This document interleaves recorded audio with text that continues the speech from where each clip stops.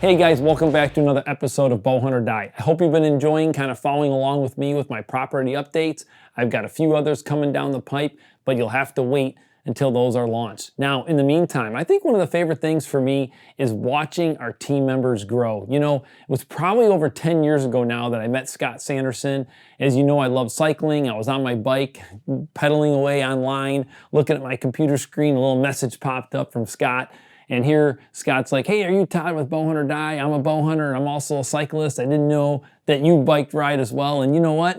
That struck a great relationship. And here we are 10 years later, and Scott has worked his tail off to not only be a field staff manager for us, but eventually get to the point where he's on our pro staff and has successfully harvested deer for our show.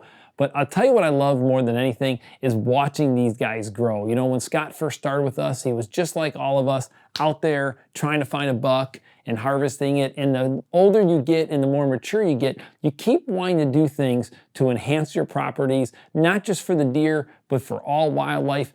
So follow along with Scott as he continues to make enhancements to his small piece of property, not only for him to be able to continue to shoot bucks, but also for his family to enjoy seeing more animals and be able to have a great place to live. Hi, Scott Sanderson coming from Central Pennsylvania, and I just want to take a minute to introduce myself. My full-time job is a 7th grade science teacher in a rural district. I also am a hunter ed instructor that I get to teach that during our club time. I'm married to my wife Lacey, and we have 2 girls, Ella, age 8, Nora, who's 1.5. So I've been with bowhunting.com in some capacity over the past decade. The main point of this video is to show you what I've done on my 8 acres here, and that is 8 acres with a house. I've done anything from some select harvesting of timber to this pollinator garden behind me was once, 2 years ago, it was yard that I converted into a little pollinator native patch. Bees are buzzing, butterflies are flying around here.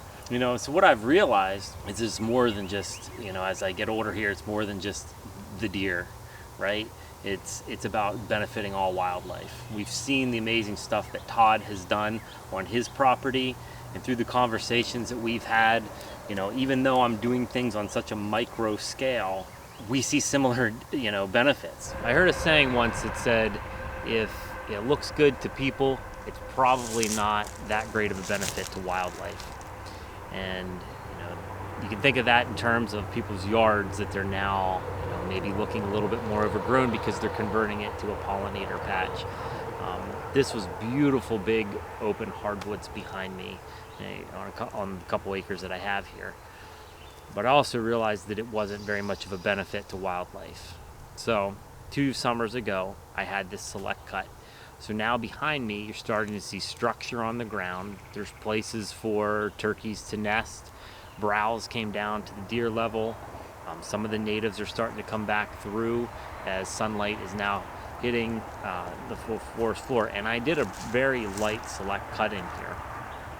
But you know, it took me, I lived here 15 years before I saw a turkey poult on the property. And since I've done this cut, the past 2 summers, I've had turkey poults here. I just had a picture come through on my stealth cam earlier today. So I'll take you back here and I'll show you some of the structure and some of the browse that we're now getting. All around me, you see stump sprouts like this oak right here. And they're all grazed down, they're all mowed down. There's a maple there, there's an oak here, there's another oak there, maple, it's all around. And if you think about it, this oak tree was growing up, there was not a food source here at all. Yes, maybe for a little bit out of the year it would drop some acorns, but by releasing and cutting this tree, we now have a food source down at the bottom. Increased sunlight is letting these little hemlock trees come up and sprout and grow. Where the deer can't get to it, like some of these fall downs that I didn't cut up and kind of left some structure down here, there's little oaks and stuff coming up in between them. So there's early successional growth coming back, and the deer are definitely browsing and using it as a food source. All this habitat work isn't without issues as well. If you look right behind me, that's a patch of Japanese stilt grass, and I'm gonna have to come by here and do an herbicide treatment, or at least keep it mowed so it doesn't go to seed. This was a main trail in which they skidded the logs out, and anytime you get disturbance like that, or anytime you get some bare soil, stuff like Japanese stiltgrass will pop up. I see a couple different patches of it. Something that I'm always going to be battling up here, but knowing the different types of invasives that are on your property and knowing how to get rid of them is key to staying on top of your habitat goals. So we made it out to the edge of my food plot here. It's about 3/4 of an acre, and it's back behind me, and it meanders back up through. I'll show you a little bit more here later.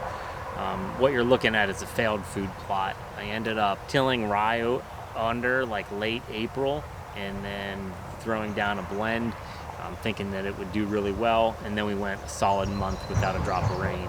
So all I saw were birds in here picking up the seed, and basically there was a little germination, but it pretty much got annihilated.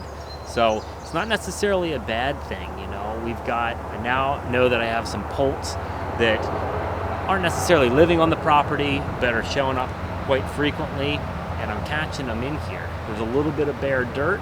The key to the poults right now is having them be able to dry off and stay dry. The sun can come out here and hit that.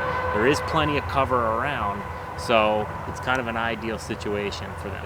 So I'll end up, putting in a blend and reseeding this year, heading into the fall. Hopefully we get more rain. So the whole idea here is, as my house is back away from us, as we worked our way out through here, ultimately there's big ag. I'm surrounded by state road, a major highway, and really nice ag field. The deer don't really bed on me. They're more bedded on the neighbors and some of the thick stuff. They make their way out here to my food plot and native browse as they make their way towards the destination food. So I have 2 water holes on the property that are these 50-gallon Rubbermaid containers. And, for right now, I've got another one that I did a liner to. We're just getting so little rain that one evaporates, gets more sun. When you're putting in these ponds, think about that. One of the things that I do is try to look for a bit of shade. It helps with the evaporation. It helps keep away the algae. So I've just been kind of keeping these topped off with my 25-gallon Moose utility sprayer. Converted that just into a water containment system. But one of the things that you want to do with these is make sure that you're using the little mosquito dunks. Otherwise, this just becomes a breeding ground for mosquitoes and what all other vector-borne illnesses that they might have. So find an area where you can keep these things topped off without having to bucket water real far, and they're a really valuable piece, especially in times when it's really dry. Here's a section where it's probably 20 yards deep, 15 yards across, where I just got a blend from my local conservation district and kind of tilled it up a couple years ago. Well, tilled it up with a rake, broadcast that down, and now I have some nice perennial grasses. There is some forbs and wildflowers that do come up in here, but it's a little section that I've seen fawns bed in before. So kind of thick. Anything that you can do to promote and create cover is key. Welcome to the snack shack. So there are definitely more snacks killed in there than deer, but that's all right. So one of the main goals that I had for putting this up was basically to introduce my daughters into just wildlife in general. I can bring them out here. I'm a 2-minute walk from my house, so I can expose them to the outdoors with the ability for them to kind of go back to the house whenever they want. They can get in there, they can move around. There's a carpeted floor.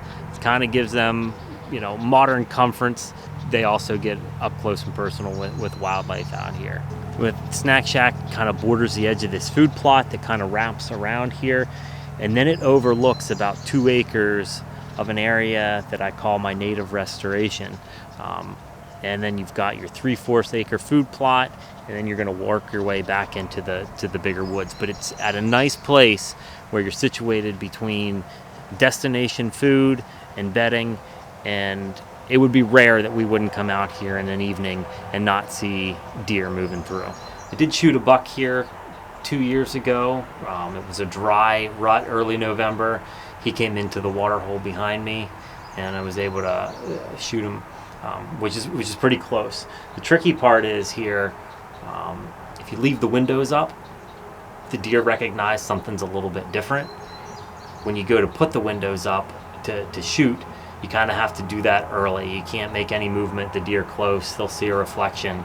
That is tricky about hunting in here, but it's a nice, comfortable spot. I wish I had some place like this to go when I was a kid. But what I want to talk to you a little bit about next is the native restoration area behind me. So before I did any work in there, and it was part of the property that was always just thick, right? So when I started realizing what some of the stuff was that was in there, I realized the majority of it was invasive. Tons of bush honeysuckle, which you saw, Todd having to deal with that on his property. There were privet. There was lots of mile-a-minute vine, and different types of invasive vines. So it's a battle that I'll never win, but I really set the invasives back. And then once I did that, we were able to come in here and add some different native things, some native warm season grasses back here. You'd just be surprised at what's in the seed bed. Once you remove those invasives, there's a whole bank of native seeds ready to go when they can get a little bit of sunlight. So my neighbor came down here with his skid loader, and he was able to mechanically remove those. We kind of piled those up, pushed them to right near the edge, let some openings so some of the deer could still travel and move. And it basically gave me a blank palette to start then putting in some of the natives. Here's something that I did. What you're looking at here is the ailanthus, or tree of heaven. And I've got I probably have 40 some tree of heavens out here in the western part of the area. So what I did was late last summer, I'd come in here and did an herbicide treatment. I did a hack and squirt on these trees. And as I come in here now, I'm seeing a lot of growth still on the trees, but it really set them back. I think if I hit them again the end of this summer, I think I'm gonna take them out. And I can see all over this little multiflora rose stem that comes out here, this tiny little, with the invasive spotted lanternfly. I can see all these nymphs in here. So this is a major food source for them, and quite frankly, a breeding ground for them. So take those out. It's a worthless tree, shouldn't be here, and hopefully more native things grow. Something that I didn't do last year that I did new for this year was just cut some paths in some of this. I mean, some of this native growth that you're seeing behind me that came back up is getting quite tall. In fact, over the winter, I'm probably gonna have to come back in here and set some of these blackberries and some of these greenbriers back. You see a lot of goldenrod. You come out here and look at this area that we redid in like September, and it's going to be full of color of all the blooms.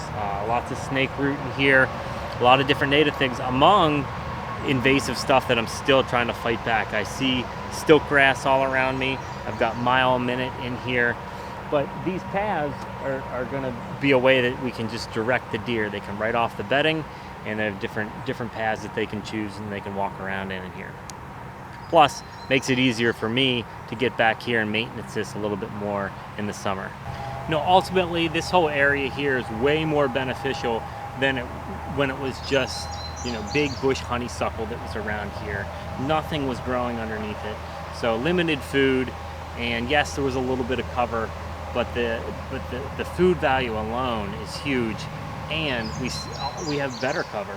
Right here's a species that I put in. This is a Chickasaw plum. I got another one right behind it. There's a whole bunch of blackberries that are coming in there. I also I got some clusters of American plum in here. I've put in persimmon. I put in some hazelnut shrubs. I've got some apple trees in here. I've got chestnut trees. I've got beautyberry planted amongst some warm season grasses, little blue stem. I got some switchgrass in here. So the variety that I'm adding, I'm hoping that over time that keeps spreading, and I can try to stay on top of the invasives. Probably one of the species that I've noticed the most that seems to be constantly browsed is this greenbrier here. Any greenbrier, especially here, at the intersection of a couple trails coming together, I mean, it's all browsed back. So again, it's increasing food, it's increasing cover. Well, thanks for coming along and touring my couple acres here. When I started off, my ultimate goal was just to make it a little bit better than it was before. I'm no expert by any means, and this has been one big learning curve for me. One of the tools that I utilize probably more than anything is a plant identifier. If I have iNaturalist is what I use, and whether it's looking at something in the pollinator garden or what new native I think is coming up, or just trying to identify something to figure out if it's worth keeping or if it's an invasive that needs to go. But I highly recommend getting something like that. Just keep learning. I feel like there's so much out there. The more you learn, the more you realize you don't know. My advice is to start small. Start with a small plot, or start with an area where you're going to do a little bit of timber stand improvement, or open up a little kind of wildlife opening or something, and see what comes back. So hopefully this year you see me sitting behind a nice PA buck. Good luck to you this fall. Bow Hunter Die.